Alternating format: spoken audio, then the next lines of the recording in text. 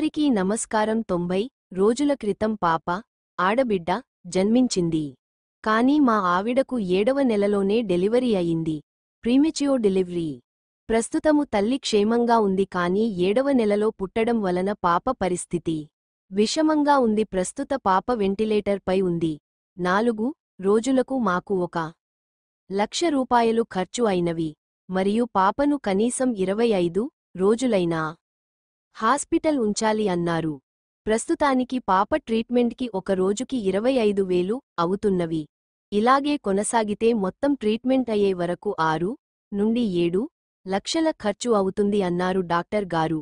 ఇప్పటికే నేను చాలా ఖర్చు పెట్టాను, ఇంకా పెట్టడానికి నాకు ఆర్థిక స్తోమత లేదు. 12 కనుక మీ యొక్క సహాయాన్ని కోరుతున్నాను. మానవతా దృక్పథంతో మీరు మీకు తోచినంత సహాయం చేయవలసినదిగా కోరుతున్నాను.